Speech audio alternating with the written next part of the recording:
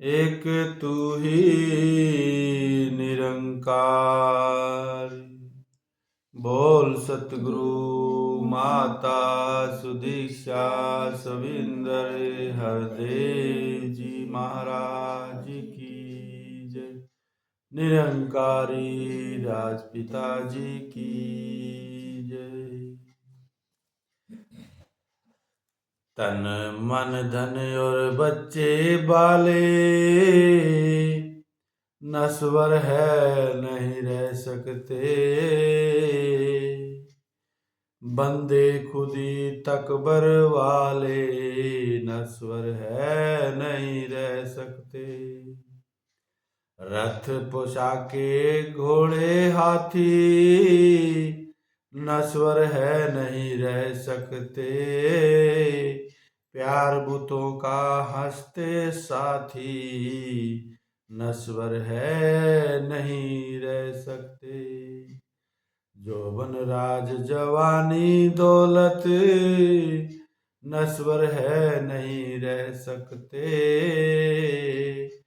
ठाठ मेरी शानो शौकत नश्वर है नहीं रह सकते। साधु से मिल राम पहचाने कायम दायम बंदा रहे। अवतार प्यारा भक्त हरि का मौत बाद भी जिंदा रहे। एक तू ही निरंकार। कहते हैं गुरु महाराज जी कि तन मन धन और बच्चे वाले नश्वर है नहीं रह सकते। कहते हैं कि ये संसार में इस प्रकृति इस कुदरत ने जो भी रचना रची है, जो कुछ भी बनाया हुआ है, ये हमारा शरीर नश्वर है। और हमारा शरीर नश्वर है तो इस शरीर के साथ जुड़े हुए सारे सुख सुविधा के सामान वो भी सारे के सारे नश्वर हैं, मिटने वाले हैं, नाशवान है, नाविनाशी। तो सिर्फ एक ये आत्मा है, इस आत्मा का कभी नाश नहीं होता। बाकी शरीर है, शरीर के समान है, कुछ भी जो कुछ बताया गया है अभी, ये सारे सब कुछ मिटने वाली वस्तुओं के नाम बताए हैं सतगुरु महाराज ने। कोई भी अविनाशी नहीं है।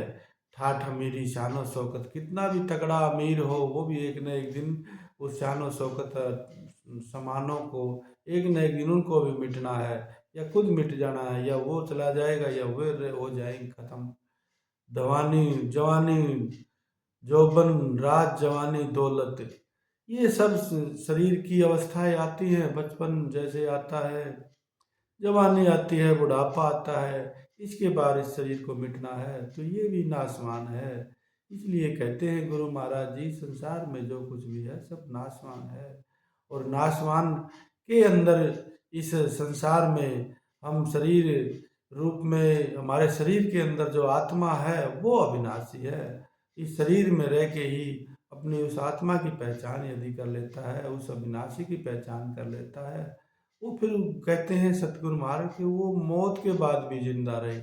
वो तो फिर उसको पता चल जाता है कि मैं ना जन्म लेता हूँ, ना कभी मैं मरता हूँ, ना मेरा किसी प्रकार का कोई अग्नि जला सकती है, ना कोई मुझे वायु सुखा सकती है।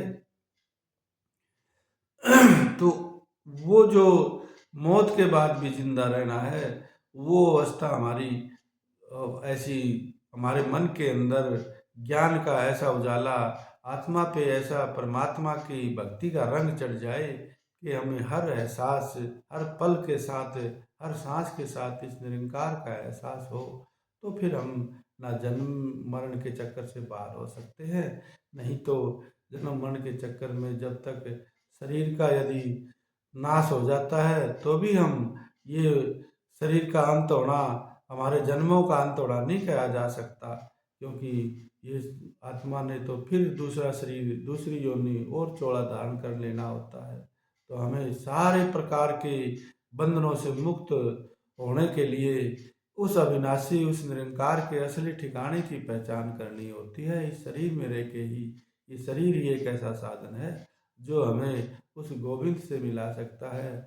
ये शरीर ही एक साधन है, ऐसी सीढ़ी है, इसके द्वारा ही हम भक्ति कर करके अविनाशी ठिकाने को जान सकते हैं, वरना तो फिर जन्म मरण में तो आना ही आना है।